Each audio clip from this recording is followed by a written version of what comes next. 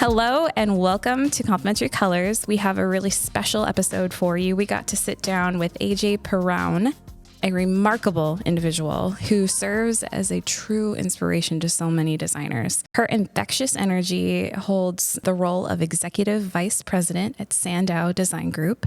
She oversees business-to-business brands of Interior Design Magazine, Metropolis Magazine, and ThinkLab. Did I mention she's a design futurist for Sandow Design Group? Yeah, powerhouse.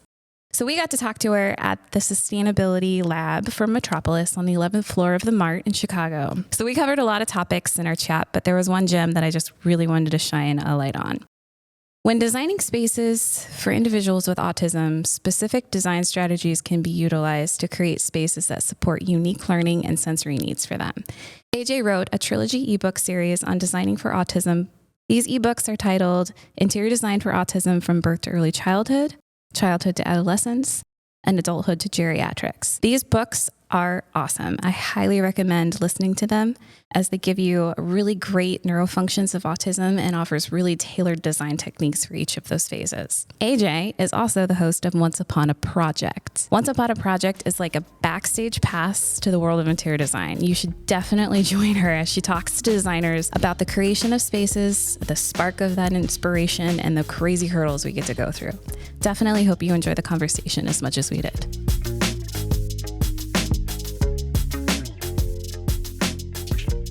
One thing I'd love some more definition on is, what is a design futurist?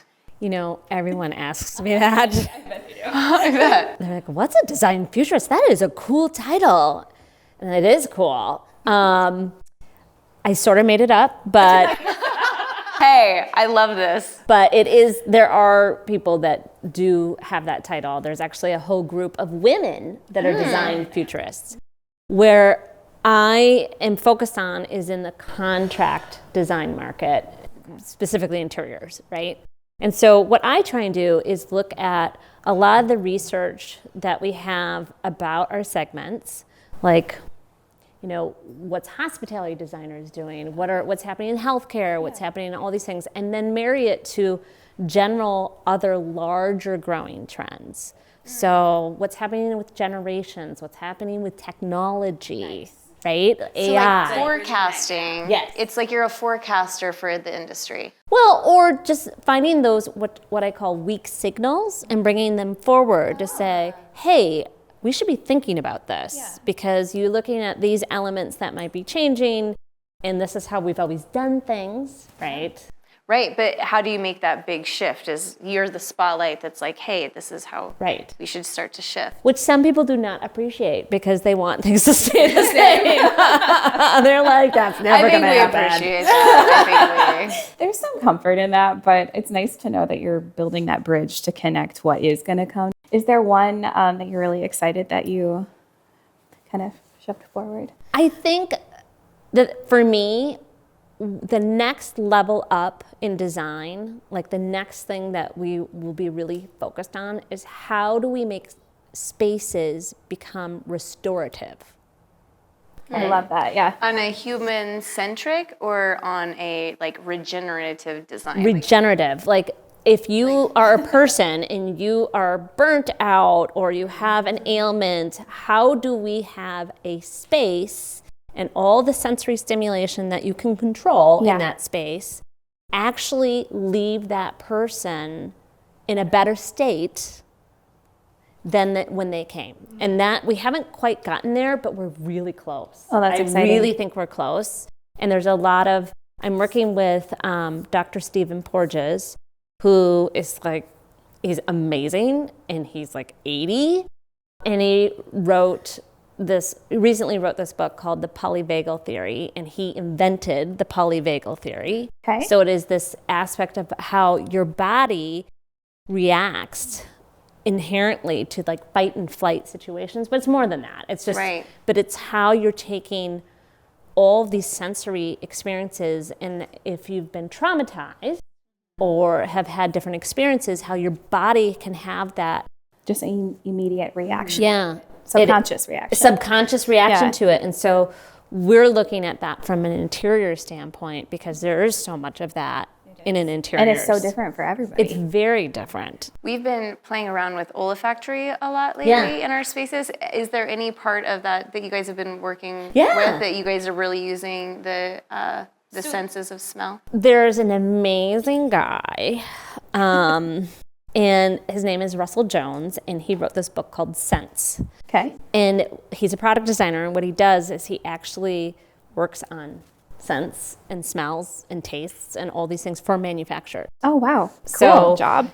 It's sometimes when you taste something, it's not about what it actually tastes like, it's how the crunch sounds. I believe it. I mean, as a wine connoisseur myself, there is a lot that goes into how I appreciate wine. So I could tell. And a label, right? Oh, this is a pretty label. Oh, look at the legs on her, yeah, for sure. So there's a lot with olfactory. The thing that is challenging for many people is what may be great for you that you love that smell, someone might think that's horrid, and that's true with a lot of things. How do you have inclusivity, but then also you want it to have like the space we're in right now, Right. It is a little polarizing, but you want it to be. You want to make a statement in a way. So that is a rough line. It is, and there's a challenge with that. And sometimes it depends on the activity and how much do you need a human being to perform or do something difficult in that space. Yes, absolutely. So if I had to take a test in this space, I would not go well. The energy and the vibe is awesome. It's like, okay, take a nap. I mean, I might be able to take a nap because it's NeoCon and I'm so tired. But this is a very stimulating environment and not conducive for other people, right? That makes sense. That's a great segue. So we know that you have a really great history with neurodiversity.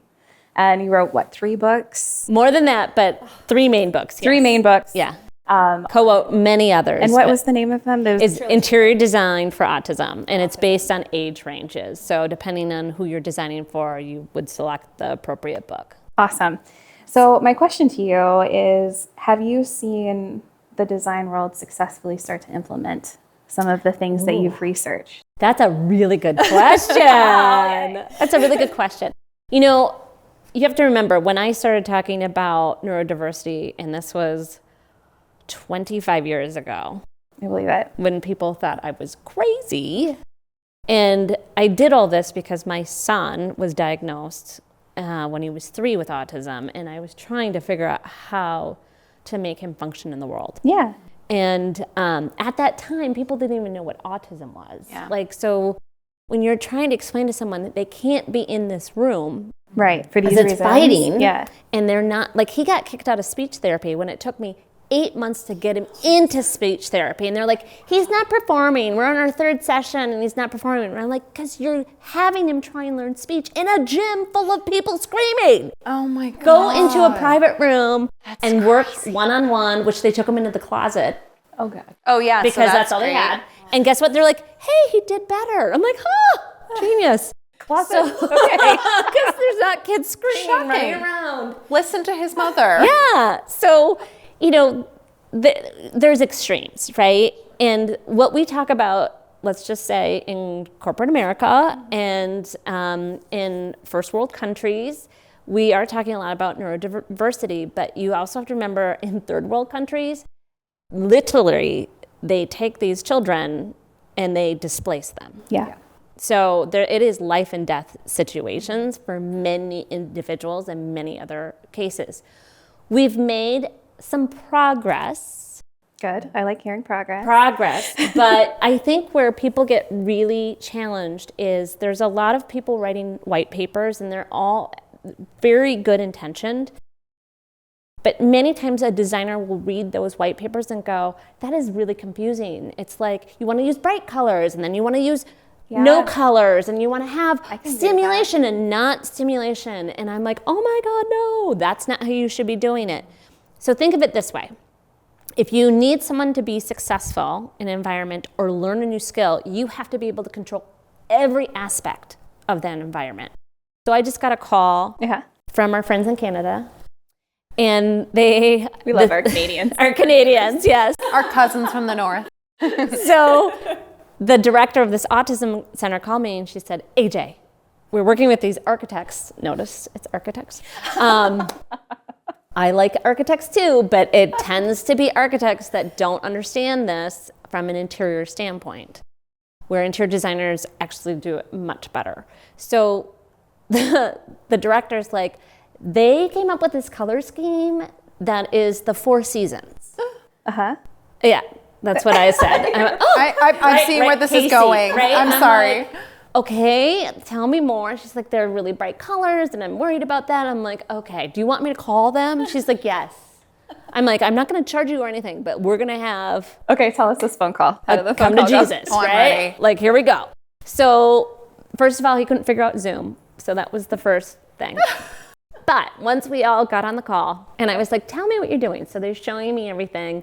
I said, listen, it's great that you come up with this wonderful concept that like you and I might appreciate. Can relate to. The kids do not care and it makes no difference for them. And you need to treat the classrooms as sacrosanct. It needs to be neutral. The teachers can add color. The teachers can, do all these things. They have all these big windows. And I'm like, what's the view at the window? Is it traffic? Is it, can they see people walking around? You need to frost it. And they're like, well, we're gonna put up blinds. I'm like, no, you can't put up blinds. If you put up blinds, they will destroy the blinds. Believe me, 100%. I've been there. And they're like, but they have no cords now because it's illegal to have cords. It doesn't matter. They will tear those things down and they will be done. And I'd give it 48 hours. 48 hours. Some confidence in us. And they were like, oh. And I'm like, yes. So frost it 3/4 way up so you still get the sun and that kind of the blue sky. But we found that to be really successful. That's great. And then we started talking about like how to change it. Like certain areas. Sorry, I'm digressing for a second. You know how when people talk about neurodiversity and design to neurodiversity, they say, if we design for this child or this individual, then everyone does better. I wish that was the case. And it's not.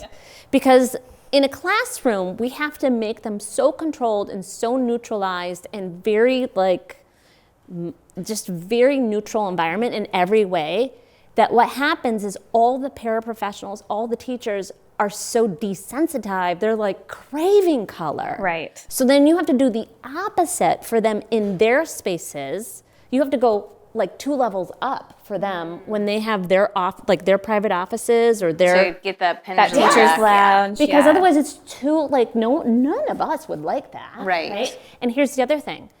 If a family has to decide what school to choose, what are they going to choose? They're going to choose one that looks kid-friendly Yep. and fun and bright. They don't want to ever send their child to a place that looks institutional. Or sterile is the word we hear. Which a lot. Yeah. many times those places are. So you have to decide where you can bring in intensity and color, where it makes sense. And the kids, like outside of the building, the kids don't have to perform outside of the building. They don't have to learn anything. They just have to walk in the door. That's all they have to do is walk in the door. If you can get them to walk in the door, great, but it can be fun and colorful on the outside. If they're not, that's not their learning environment.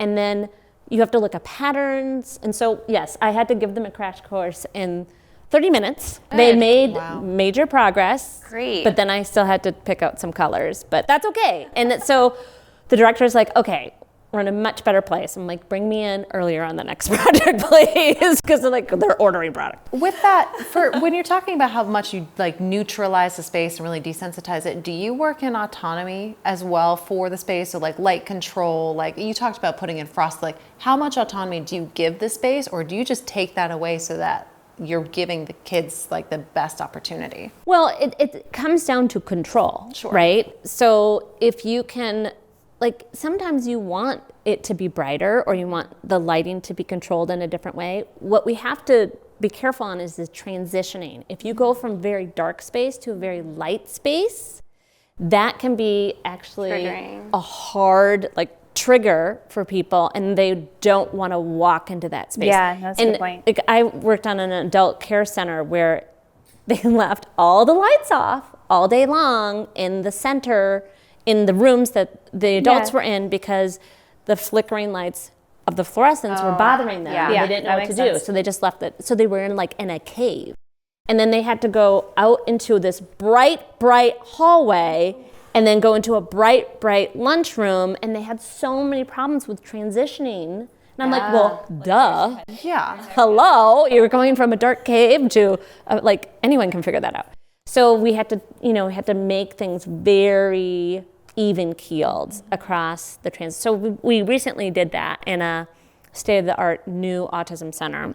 And it really helped the kids with the transitions, from not going from a shocking, it's contrast. You don't want high contrast. You are designing as controlled as you possibly can, but it's within those transition spaces that you're allowing that autonomy more to exist as they come out of that environment. So maybe it's both. It has to do all about performance. There you go. Okay, that's a better way to put it. Now, if you work in behavioral therapy, when you are trying to train the brain, if you get an individual to master a skill in a controlled environment, the next step is to master the skill in an uncontrolled environment. Nice. That makes sense. So to give those different progressive So you have to have options, because if you can get somebody really focused, like for instance, if you're trying to get a kid to learn to go to kindergarten, you have to have a variety of seating where sometimes when you start working with them, you have to actually be behind the child manipulating their hands, because that's all they're tolerating. And then the next progression is we sit like this, side by side. And they like mirror. And then the next progression is we sit this way. And then we can imagine a teacher standing up in the front of a classroom now teaching. They're now used to this. The light bulb is like, well, that makes sense. Yeah. Because their house is going to be different. Baby steps. Yeah. And so you have to be able to give those options, and so you can, and every child might be in a different stage. So if you don't have those options available and you can only sit across or only sit by side, then it's not going to be successful. Exactly. Yeah. Understood now. Yeah. I don't know if you had more poignant questions, but I would chase this further, this like the boundary of a project. Did you have? No, I did. I wanted to make sure I asked you about that neurodiversity, because it's one that I know that we talk about a lot because of our open office. It's like too loud, too quiet, too boring, too stimulating, too everything all at once. And I'll try not to get too passionate about this, but oh, you better get like passionate. That's what we're here for. Help us. What drives me insane Okay, pop off, girl. Is okay. My son is very much on the spectrum, right? He's very affected. He's doing great. Good. He's an artist. He makes amazing artwork. He will speak on stage, very poorly, but he will speak on stage for 500 people, no problem. That's Not amazing. 5 people. Doesn't want to do that. It's got to be 500 people or more. Don't ask me why. But he knows his value. Yes, he's like, I don't do this I'm for worth 500. Yeah. Big audience, not small, big audience. But he would never be accepted into an office environment, because he stims all the time, and he walks back and forth, and he can't sit still, and if he can function, but it would never be socially acceptable. And so we talk about neurodiversity in the workplace. Yeah. It is a section of the spectrum, Right. that can really be, A and it's sliver. not necessarily really inclusive. Yeah. Because some of it's a policy issue, some of it is honestly a tolerance issue. I have a young man that I've been helping with who is in Minneapolis, and he is the most talented Revit designer. Won all these competitions. Nice. He has Asperger's and Tourette's, pretty badly. Swears a lot. Oh, okay. Says very inappropriate things to people. So he fits right in with construction. I don't know where you're going with this. Just saying. You're like, what's the problem? I see no issues here. Put him on the CA part of the job. Exactly. He's gone on over 300 interviews to architectural design firms that will not hire him, because they're like, oh, we know. I'm like, I will come in and explain everything. We've got a really great job coach, but it's work. It's work on their end. They have to have a mentor that be working with him, so making sure that he understands what he's doing. Nobody wants to invest in that. And these are the same firms that are like, hey, we'll do your neurodiversity project, and hey, I just wrote this like white paper for you, and we're That's so experts, but interesting. we'll not hire someone. And he needs to be in a physical, he needs friends, he needs social, he can do anything. Like, he could work for all these Chinese manufacturers for Revit, right? Yeah. Anywhere remotely. He needs to go in and be social. Well, don't we all need connection? Yeah, it's mental health, yeah. right? So it really irks me when people are like, let me know. There's so much more work to be done, and I see all the work that needs to be done. I celebrate people trying to learn, trying to educate. Are people perfect? No. Are we getting better? Yes. That's good. I'm really excited about IWBI came out with an equity rating. I don't know if you guys saw that yet. Yes, actually, yes. I helped with the creation information of it, and of course. creation of that, along with many others. And Dr. Angelita Scott, who really led that, she was actually a past student of mine. So Wow. she's amazing. I do feel like the new Just label also has a lot more. The thing that's missing that I think the profession needs to focus on for everyone is to give more examples of how to do things, right? Because people are like, oh, we need to make a sensory room. And then I see these things on TV, they're like, oh, they put a sensory room in this new bulk stadium. And they're like, did you do that, AJ? And I look at it, I'm like, oh my God, no, that is not me. Oh my God, they did everything wrong. But, you know, there's some, we need to show examples. We need to show case studies. We need to show, not a prescription because everything's different, but applications of like, this is how you would handle this, and this is what's worked 100 times out of 200, so you should consider it, right? We're not doing that. Right. I do think that there is something very siloed still about our industry as a whole, and it's like inner vernacular, I think. So I wanted to kind of lead us to talking about like project boundaries. You know, whenever you're doing like LEED or we always kind of start with like, well, here's the boundary, whether it's the walls of a structure or, hey, now we're doing a campus, or here's like a community. But we always boundary, and we think in like that kind of vertical space instead of thinking in systems. When you flat out just said like, the pedestrian traffic outside of a window, the system of that community is just as integral as the flooring selection in the room. And so this, I do think, because the way you just described that was like, it's kind of how when clients ask for a wellness room and you're just like, oh, because that's going to be wellness for the full facility when there's a meditation space. Do you know what I mean? Or It's nursing like, place. But I was going to say they loop it into the mother-baby room too, so it's like a twofer. Right. And so then you're like, well, that's not necessarily integration. It's this weird way we boundary, you know, or because it's maybe that's the way program starts, is pockets of things instead of like an interwoven system. And that's the thing. It drives me nuts too when people are talking about let's institute a wellness program, but this is the same organization or company that are texting people till 3 a.m. in the morning and expecting a reply. It's like, you need to really think about your whole ecosystem, not just your space, but your whole ecosystem. Are you giving paternity leave? Are you, all these things. How much are you giving for bereavement leave? 2 days, your mom died? I'm sorry, 2 days, that's what you got. I agree with you. And there was this terminology just at ILFI's conference like a couple weeks ago, and it hit me so hard, and I want to know, because it feels like it falls right in line, but the human asset, humans and like us, the community, because we talk about how community is so important and building connection, but we don't necessarily, we see us as the users, and that our space we're creating is the asset we're talking about, when really we are the asset. Like, what is the asset? So what is the asset of autism? The different perspective of that could actually teach a space versus how can the space teach? So I just wanted to know, like, the human asset that you've been dealing with or promoting, what is another thing kind of you see uprising? Like in this futuristic, like pushing forward, like this asset, whether it's policy or it's, but something that is, not something we're touching, but something that's teaching us. Well, I think some of it has to do with how people are looking to self-soothe, right? And, I brought up earlier, we were talking about how we need spaces to rejuvenate us, to restore us. And there's definitely people that have learned for them to get in a groove and for them to like really focus and be highly productive, they need a certain recipe around them.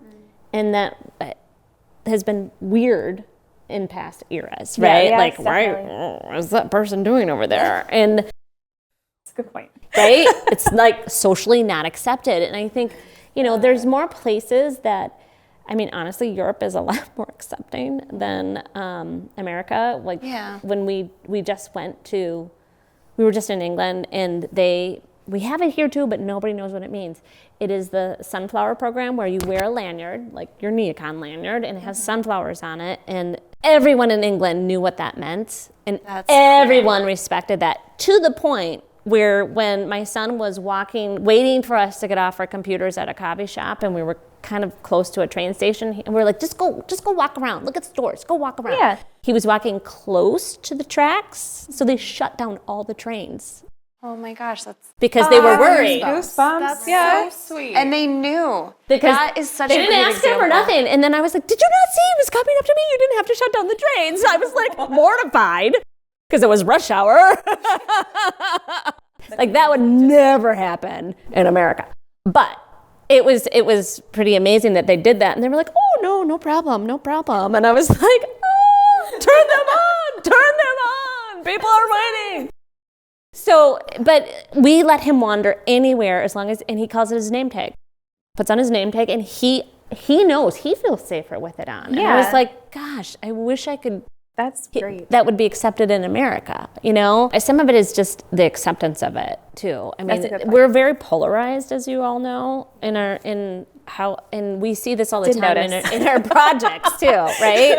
It's like you're trying to talk to a client about doing sustainable things, and they're like, nope, this person is like anti-sustainability, climate change. So you have to then switch your tactic and get them to choose some of these for different reasons. Like, hey, this is local. You want to support the local economy, don't you? Right. Yes, I do. And so, it's like you have to like put some broccoli in with the... I know our economy is built on oil and gas. As so you we know. Totally get it. Yeah. It's always later when you're like, guess what good thing you did on accident and we did on purpose. It's always like when they don't want to talk about it, we're like, well, we're going to do that anyway and tell them about it later. And they're always very proud. And But they're we do always sneak it in. proud.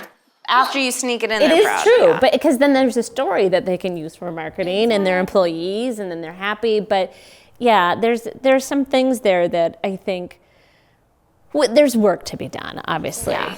Well, what's unfortunate is as you're describing this name tag, I'm like, it's no different than a medical alert bracelet. Right. Why wouldn't, I know I have friends who are, desperately diabetic, and if something happens, they're going to need immediate care. Or like my husband is allergic to antibiotics. Like you have to know these things. So like you wear the medical alert bracelet so that people know how to take care of you. Mm-hmm. Why is that not just normal in general? Well, I think it's this lens, of the fact that we are seeing it more as a whole, like that. And there's it a lot helps. more, yeah. Yeah, and There's a lot more. I think that, gosh, if that's how we would start conversations, it's almost like instead of being so, it's like preventative almost. Instead of being so reactionary, I think like it is understanding who we are as a society, and that's getting more and more specific, Yeah, and not judging, right? Yeah. And here, we're all designers.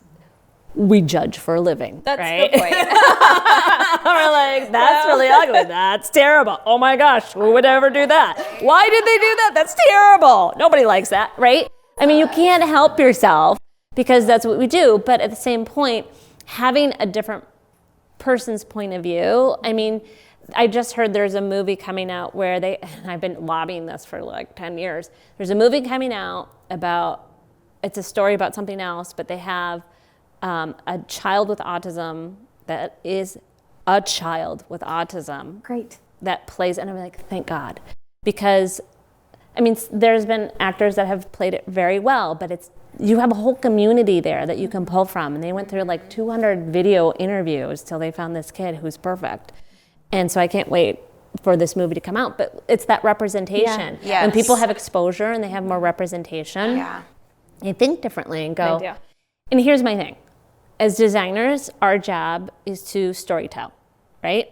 And if we storytell, what happens is people build empathy. And when they have empathy, when they're faced with a decision or a choice, they may choose differently based on the stories that we share, like on your podcast. Yeah.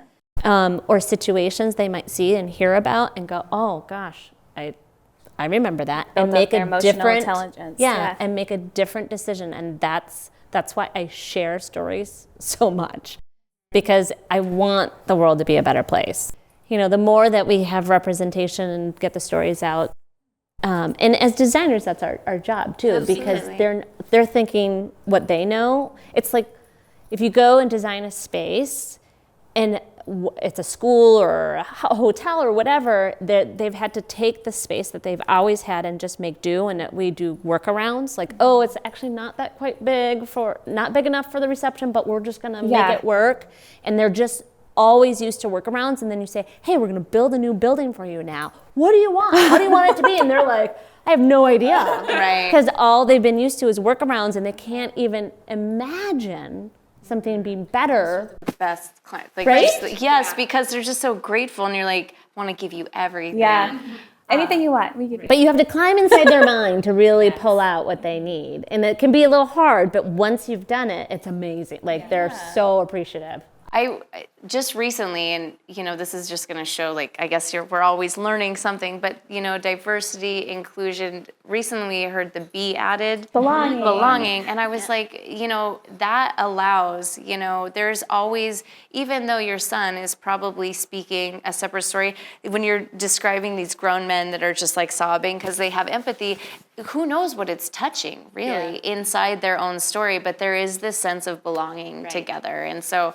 I think it is important to learn our differences, and have that diversity, but that belonging, it just like, I was like, oh, that it feels right. And we're all kind of knocking on this door by talking about stories and projects and all this stuff. You have a podcast, right? I do. About all of these podcast. stories. And whatnot. I would love to hear some more about that. So it's called Once Upon a Project. And the whole idea of it is like, I work for Interior Design Magazine, Metropolis Magazine, Design Milk, so it's always these beautiful images of these gorgeous... The ones that we drool over. Right? Like, gorgeous projects on the covers, in the magazines. But some of the best interior design stories those projects would have never made it on a cover or ever be published. But they're amazing stories of impact and how someone was changed, or just they're crazy. Like, some of them are heartfelt, some of them will make you cry. So the podcast is really talking to designers, mainly in contract interior design, and to tell those stories of like, here's a crazy project that I never thought I would ever work on, something like this. Or we had this client ask us the most weird thing, and you're never gonna believe what happened on this project. I almost got arrested because, things like that. So, but I mean, the color. The color. The color. People don't understand what we do. Sure. The general public does not understand what we do. It's hard to explain what we do and how we go about doing it, and why we do it. Yes, and why we do it, and Why we put ourselves through this. Yeah, all of that, and and that's okay. But telling those stories especially like a budding designer, they think design is something else, and then they get out of school and they're like, wait a second. Yeah. What And then like 5 years in, their EQ is elevated because they're like, oh my gosh, it's all psychology actually. I did go through, when I was doing residential design, I did have 3 divorces. Not mine, but clients. I went through one. Yeah, so clients. So it is a lot Or of you end psychology. up like rebranding like through your design, huge companies, and you're like, oh wait, I recognize all of that in your brand. So like, you are reinventing, whether it's corporate or whatever it is. Well, on that note, we want to ask everybody a tip and trick that you have for everybody attending NeoCon. Oh. Do you have like a secret survival tip? Survival tip? Oh gosh. Well, it's all about the shoes, right? Yeah, I'm sure you've heard that 100 times. Because we're like in our flip flops. One of the things that it's really easy to like go to NeoCon, but if you don't do things in the moment, like you meet somebody or see something and actually exchange information in an email or whatever in the moment, you will never remember or get to it when you come back. It is so true. Ever. It'll be gone from your mind. Like, Absolutely. Right? I can't even remember what the color that person was wearing. Who was that person? Nicole? Who? Or taking pictures. Yes, you have to take What was the picture? What you have to do is before you walk in the showroom, you take a picture of the showroom sign and then everything that you Great paid. tip. That's a pro. Yep. And even if you don't end up taking a picture in the showroom, you're like, oh, I won't take any pictures. And then somebody will pop something out. Oh my God, what's that? And click. And you have no idea. So you have to take a picture of every showroom that before you walk into, so that you know in your camera reel where you were and what you did. Yeah, the walkthrough. Yeah, exactly. And if you didn't take a picture in there, don't use that company.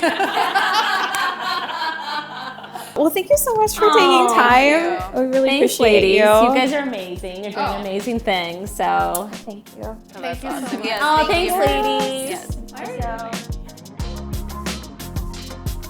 Complementary Colors is a production of MCG Explore Design, an architecture and interior design firm located in beautiful Anchorage, Alaska. If you'd like to hear more future episodes, be sure to subscribe to Complementary Colors wherever you find podcasts.